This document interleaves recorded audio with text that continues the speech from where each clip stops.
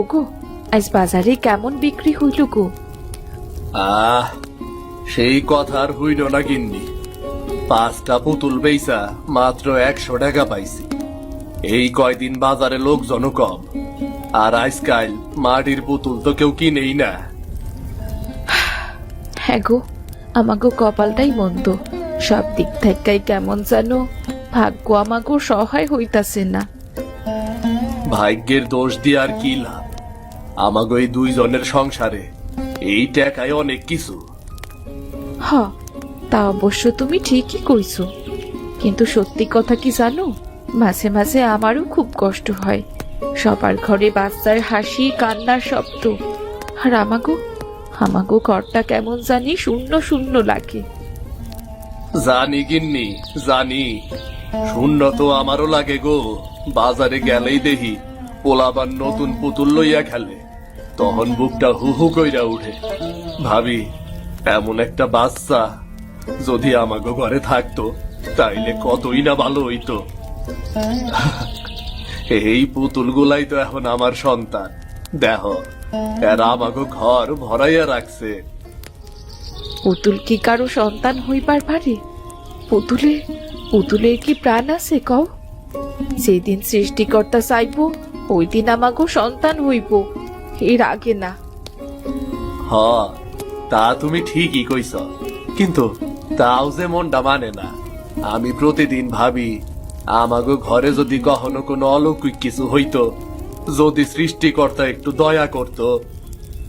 তুমি অনেক ভালো মানুষ গো। আমার ভাগ্যে যে তুমি আছো, এটাই আমার জন্য সৃষ্টিকর্তার পক্ষ থেকে অনেক বড় দান। আর আমি ভাবি, আমার ভাগ্যে তুমি আসিলা বইলাই আমি বাইসা আছি। তোমারে ছাড়া এই জীবন সত্যিই ফাঁকা। তুমি যে আমার সবকিছু। এই সৃষ্টিকর্তা যদি আমাগো কপালে একটা সন্তান লেখা থাকতো, ওর মুখটা যদি একবার দেখবার পারতাম। তুমি সহায় হও সৃষ্টিকর্তা। তাই হোক রে মিথিলা, তাই হোক। আরে আইজো বিক্রি কেমন খারাপ গেল রে। রোজ রোজ এমন হইলে কেমনে চলমু? আর ধুর, কপালটাই মন্দ।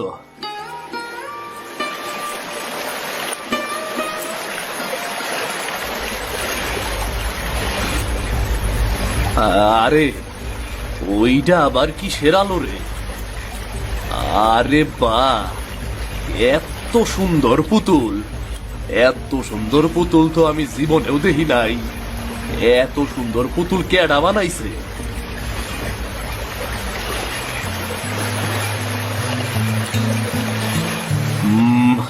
তরে কেডা ফেলে রাখছে রে? বুঝছি, কেউ তোর কদর বুঝে নাই রে। চল চল চল, আমার ঘরে চল, আমি তরে রক্ষা করব।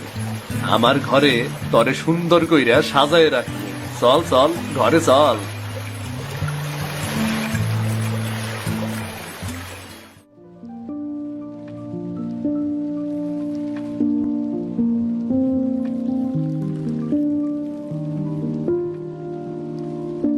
কি গো, আইসে তো দেরি করলা কেন?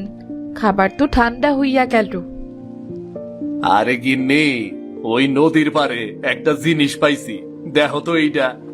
আমার কাছে কেমন জানি লাগতাছে। সত্যি কইরা কইবা? আরে বাহ, এইটা তো খুব সুন্দর পুতুল। এইটা কই পাইলা তুমি? কারো কাছ থেকে হারাইয়া গেছে বুঝি? জানি না, আশেপাশে কেউ আসিল না। ওর চোখ দুইটা দেখো, কেমন যেন দেখলেই মনে হয় একটা বাচ্চা হাসতাছে। তুমি যে কি কও না, মাটির জিনিসের আবার হাসি কান্না হয় নাকি? জানি গিন্নি, কিন্তু তবু কেমন জানি লাগতাছে, যেন কেউ আছে এর ভেতরে। আচ্ছা, ওরে একটু পরিষ্কার করি, তারপর ঘরের কোনায় রাখা দেই। জানো গিন্নি, এই পুতুলটার প্রতি খুব মায়া লাগতাছে, যেন সত্যিই কারো মাইয়া। বিশেষ কইরা ওর চোখ দুইটা দেখলে কেউ কইবই না যে এইটা পুতুলের চোখ। হ, তোমার খালি আবল তাবল কথা। চলো তো, এখন একসাথে খাইয়া নেই, তারপর তুমি তোমার ওই পুতুল মেয়েটারে ঘুম পাড়াইও। আরে তুমি না,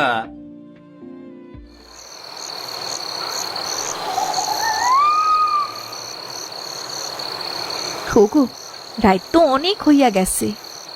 হ একটু দাঁড়াও, এই পুতুলটারে আর একটু দেখে নেই। তার গায়ে কেমন জানি একটা অদ্ভুত আলো ঝিকপিক করতাছে গো। ও মিথিলা, দেহ ও গো, তুমি একটাবার দেহই না, পুতুলটার চোখ জানি কেমন করতাছে, যেন আমার দিকে তাকাইয়া আছে গো। আরে কপাল, এই লোক তো এই পুতুলটা লইয়া পাগল হইয়া যাইব দেখতাছি। জানি না গিন্নি, কেমন জানি মনে হইল, তাই কইলাম। হ বুঝছি, এইবার ঘুমাও আর জ্বালাইও না তো। ঠিক আছে বাবা, ঠিক আছে, চুপ করলাম।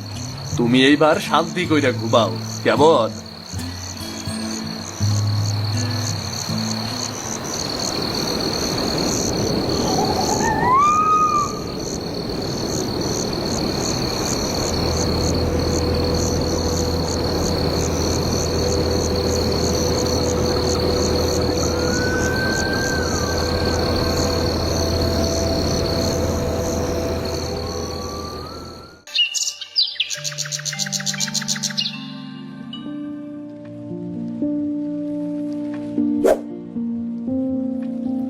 বাবা মা ওঠো, ভোর হইয়া গেছে তো, আর কত ঘুমাইবা কত, এবার তোমরা ওঠো।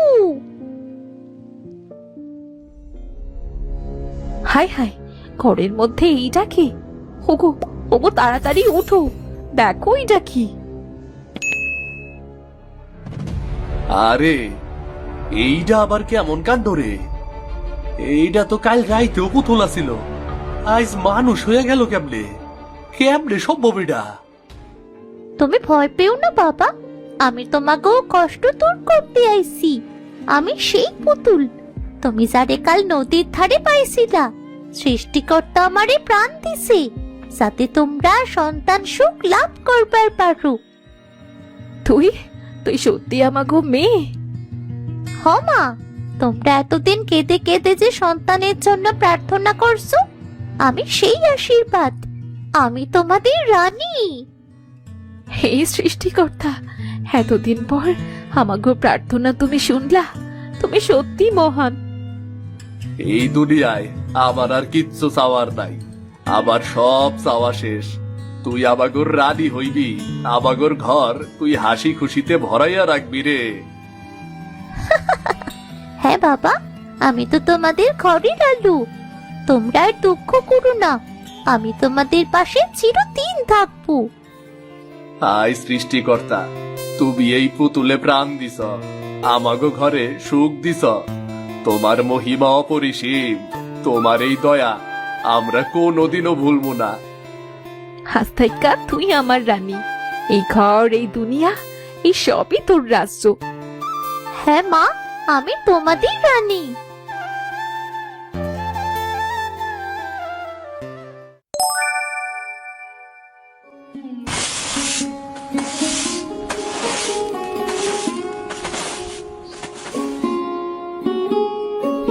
আরে রানী, তুই একেবারে ঘরের লক্ষ্মী মেয়ে হইয়া গেছিস রে। সকাল সকাল উঠোন ঘর বাড়ি সব পরিষ্কার করা শুরু করছস। মা, তোমার কষ্ট দেখলে আমার ভালো লাগে না। এখন আমি আছি না, আমি তোমার সব কাজ কইরা দিমু। মারে, এই পুতুল বানানোর মাটি একটু ধরতো, তোর হাতের গরম দেখি কেমন হয়।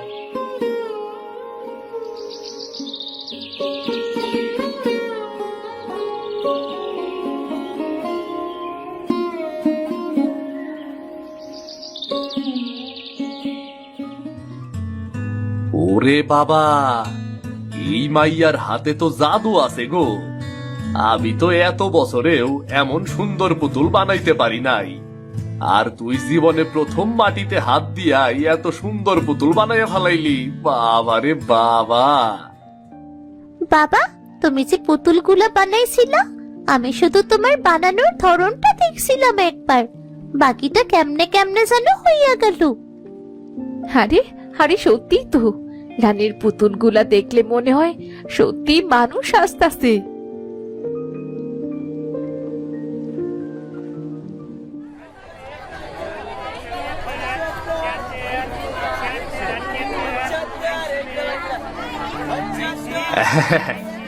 আরে সিধু শুনতাছি তোর পুতুলের নাকি বাজারে এখন খুব দাম রে। হরে ভাই, সৃষ্টিকর্তার দয়া হইছে আমার উপর। আমার রানী যেই পুতুল বানায় সেই পুতুল লোকজনে হুমরি খাইয়া কিনে রে। আহ, তোর মাইয়া যে এমন শিল্পী হইব কেডাই জানতো। কাল বাজারে এক বুড়ি কইতাছিল এখন সিঁদুর পুতুল দেখলে মনে হয় যেন ওর পুতুলে প্রাণ আছে। এই কথায় সবাই অবাক হইয়া গেছিল রে। প্রাণ তো আছে কাকা, মাটির ভেতরেও জীবন থাকে, শুধু ভালোবাসা দিয়ে সেই জীবন জেগে ওঠে, আর ভালোবাসা না দিলে প্রাণ জাগে না। হরে, আমার রানী শুধু মাইয়া না, আমার আশীর্বাদও। আগে যেইখানে পেট চালানো মুশকিল আছিল, এখন বাজারে সব পুতুল ভালো দামে বিক্রি হয়। সৃষ্টিকর্তার কৃপায় এখন সংসারে কোনো অভাব, কোনো অভিযোগ নাই, খালি শান্তি আর শান্তি রে দেবেন।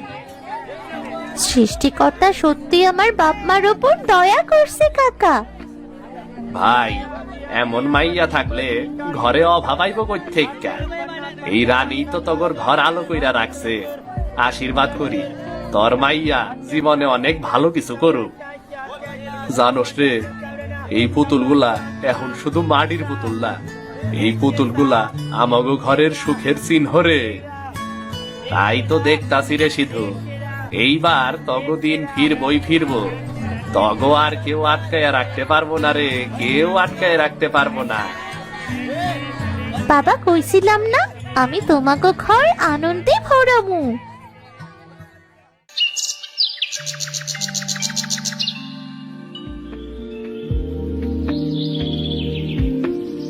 এই যে মহেশ দাদা, শুনছ নাকি সিঁদুর এখন কেমন উন্নতি হইছে? বাজারে সবাই তো এখন তার পুতুলের জন্য পাগল। তুমিও সিঁদুর পুতুল কিনছ নাকি? শুনছি, কিন্তু এই উন্নতি হঠাৎ কই থেকে আইলো? কতদিন আগেও তার ঘরে ঠিক মতো ভাত জুটতো না, আজ তার ঘরে এত সুখ কেমনে আইলো রে? একটু খুললে কত। সবই ভাগ্য গো দাদা, সবই ভাগ্য। সিধুর ওপর সৃষ্টিকর্তার দয়া হইছে। কই থেকে একটা মাইয়া পাইলো, আর মাইয়াটার এমন মায়াময় হাত। ওর বানানো পুতুল দেখা নাকি জীবন্ত পুতুল বইলে মনে হয়, তাই এখন সিধুর বিক্রিও বেশি। হ্যাঁ, মাটির পুতুলে আবার প্রাণ আহে নাকি? কিছু না কিছু রহস্য তো অবশ্যই আছে। আরে দাদা, তুমি আবার সন্দেহ করতাছো নাকি? সন্দেহ বা ঈর্ষা কোনোটাই কইরো না দাদা। ওর দিন ফিরছে, এইটুকুই তো। একটা মানুষ কষ্টের পর একটু সুখে থাকলে আমাকে ক্ষতি কি কত? আমি কোনো ঈর্ষা করতাছি না। ওর কিছু না কিছু একটা চালাকি আছে, ও চালাকি করতাছে। নিশ্চয়ই কিছু গুপ্ত বিদ্যা, জাদু টোনা শিখছে ও। দেখি আমি কি করবার পারি।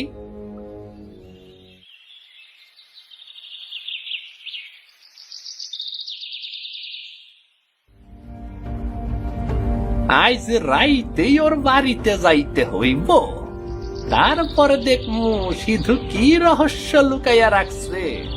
কই থেকে ওর ঘরে একটা মাইয়া আইলো, তারপরে এত সুখ আর সমৃদ্ধি। কিছু না কিছু গন্ডগোল তো নিশ্চয় আছে। না না না না না, যা করার আজ রাইতেই করতে হইব। আমার যে ওই সিধুর ঘরের সুখ সহ্য হইতাছে না।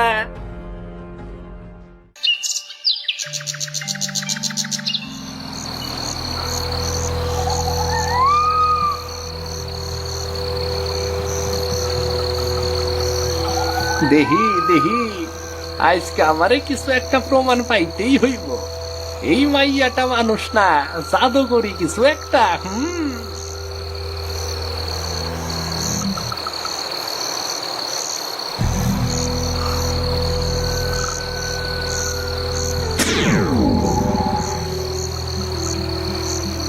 ওরে বাপ রে, ওই মাইয়া তো মাটি ধরার লগে লগে মাটি পুতুল হইয়া যাইতাছে।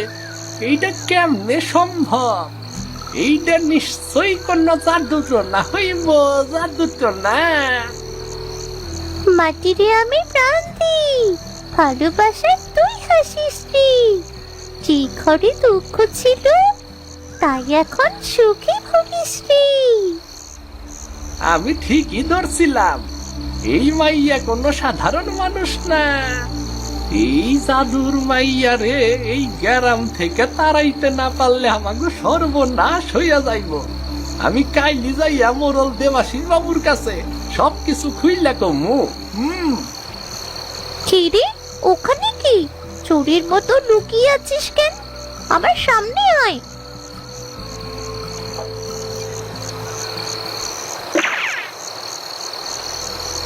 কেউ যদি ভালোবেসে মাটিতে গড়ে তাতে ভয় পাওয়ার কি আছে?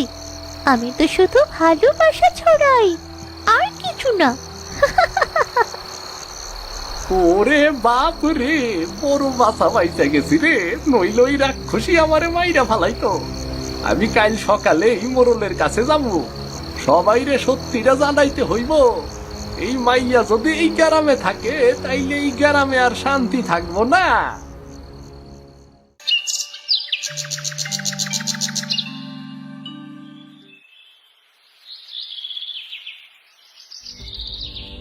মোরল বাবু, বিশাল বড় গন্ডগোল হয়েছে।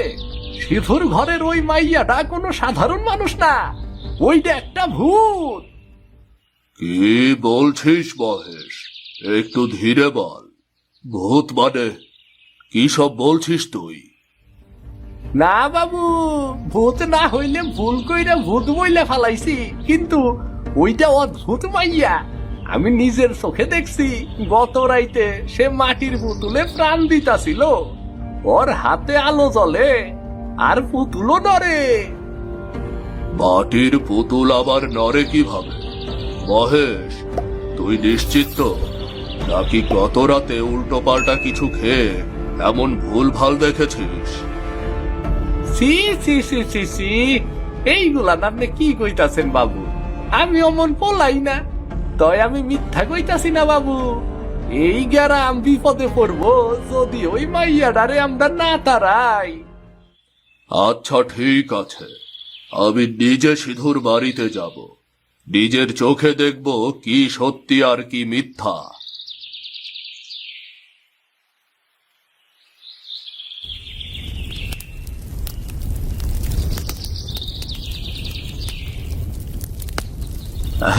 আরে মোরল মশাই, কেমন আছেন আপনি? আর এই সকালে আমার বাড়িতে কি মনে কইরা? ভালো আছি সিধু, কিন্তু শুনলাম তোমার ঘরে নাকি অস্বাভাবিক কোনো ঘটনা ঘটছে। আর এই মেয়েটাকে, বাড়ি কোথায় ওর? কোথা থেকে এসেছে? বাবু, এই মাইয়াডারে আমি নদীর ধারে পাইছিলাম, একলা বইসে কাঁদতেছিল। ওর বাপ মা কেউ নাই, আমার মন আর সইল না, তাই ঘরে নিয়ে আইছি। এখন ওরে নিজের মাইয়ার মতনই রাখি। সিধু সিধু মিথ্যা কইতাছে বাবু, আমি নিজের চোখে দেখছি। এই মাইয়া কাল রাইতে মাটির পুতুলে প্রাণ দিতাছিল। ওই মাইয়া জাদুটো না জানে। এই মেয়ে, তোমার নাম কি? আমার নাম রানী বাবু। আমি খুব সাধারণ একটা ছোট্ট মাইয়া। আমি শুধু মাটি দিয়া পুতুল বানাই, যেন ওই পুতুল পাইয়া মানুষ খুশি হয়। তুই একেবারে সাধারণ আর মিষ্টি একটা মেয়ে, তোর ভেতর ভয়ের কিছুই তো দেখলাম না। আপনি বিশ্বাস করে ভুল করতেছেন বাবু, এই মাইয়া অভিশপ্ত। চুপ কর মহেশ, প্রবাদ ছাড়া কাউকে দোষ দিস না। এইসব মিথ্যা কথা ছড়ালে গ্রামে অশান্তি বাড়বে। সিধু, তুই তোর মেয়েকে ভালো রাখিস। তোদের মতো মানুষের হাতেই তো গ্রামের শিল্প বাঁচে। ধন্যবাদ মোরল সাহেব, আপনি না থাকলে আমাগো মান সম্মান শেষ হইয়া যাইতো। সুখে থাকো মা, তুমি একদিন এই গ্রামে আলো আনবে। সুখে থাকো।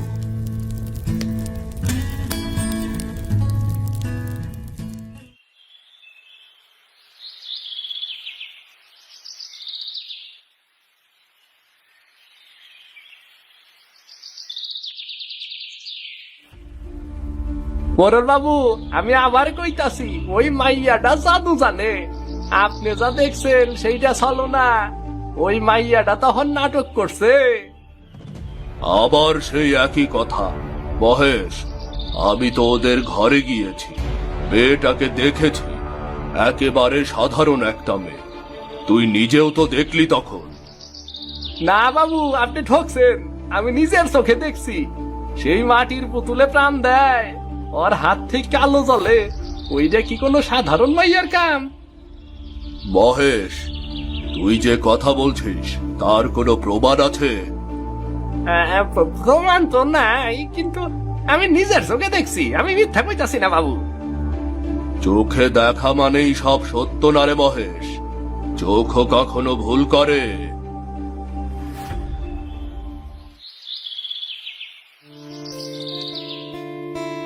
মোরল বাবু, আমি বাজার থেকে ফিরতেছিলাম, মহেশের কথা শুই না আপনার বাড়িতে আইলাম। বাবু, আমার মাইয়াটা যদি ভুল কিছু কইরা থাকে তাইলে ওরে শাস্তি দেন, কিন্তু সে তো শুধু মাটিরে ভালোবাসে, পুতুল বানায়, কারো তো কোনো ক্ষতি করে না। ভালোবাসা? জাদু জানে তোর মাইয়া, একদিন দেখবি ওর হাতে এই গ্রাম ধ্বংস হইব। অনেক হয়েছে মহেশ, তুই এখন থাম, না হলে শাস্তি পাবি বলে দিলাম। আমি বহু বছর এই গ্রামে বিচার করছি, কিন্তু তোর মতো বেকুব কথা কোনোদিন কারো কাছ থেকে শুনিনি।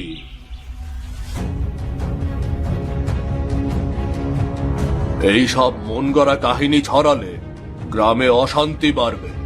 অশান্তি করিস না, আর যদি একবার এসব গুজব ছড়াস তোকে আমি এই গ্রাম থেকে বের করে দেব। ওহ বাবু, আমার ভুল হইছে, আমি আর এমন করবো না। মোরল বাবু, আপনি ন্যায় বিচার করলেন, আমি চিরকৃতজ্ঞ। আমার মাইয়াটার নাম কলঙ্কে না জড়াক, আমি শুধু এইটাই চাই বাবু। সিধু, তোর পরিবারের ওপর আমি ভরসা রাখি রে। মেয়েটাকে ভালো রাখিস, ওই গ্রামটার জন্য আশীর্বাদ। আর মহেশ, তুই সব সময় মনে রাখবি, মিথ্যার আগুনে একদিন নিজের ঘরই পুড়ে যায়, সত্যের আলো কখনো নিভে না, বুঝলি?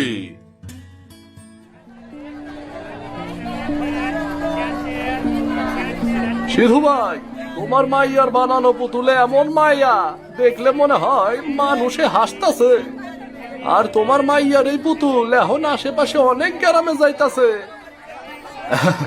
দাদা, সবই সৃষ্টিকর্তার কৃপা আর আপনাকে আশীর্বাদ। আমার রানী এখন শুধু আমার গর্ব না, এই গ্রামের গর্ব। কতদিন আমরা দুঃখে কাটাইলাম, এখন যেন সব দুঃখ এই মাটির মতোই গড়লা গেল। না গো গিন্নি, আগে ঘর আসিল, কিন্তু ঘরে শান্তি আসিল না। এখন মনে হইতাছে আমরা অনেক সুখে আছি গো, অনেক সুখে আছি। বাবা মা, আমি তোমাকে পাইয়া খুব খুশি। এইটা সত্যি যে আমি পুতুল থেকে জন্ম নিছি, কিন্তু আইস মনে হইতাছে তোমাকে ভালোবাসায় আমি সত্যিকারের মানুষ হইছি। তুই খালি পুতুল না রে মা, তুই আমাগোর প্রাণ, বুঝলি, আমাগোর প্রাণ। তোর হাসিতেই ঘরটা বাসে, তোর চোখের আলোয় এই দুনিয়া দেখি রে মা। আমি সব সময় তোমাদের সঙ্গেই থাকবো, এই মাটির ঘরে, তোমাদের পুতুলে, তোমাদের ভালোবাসায়।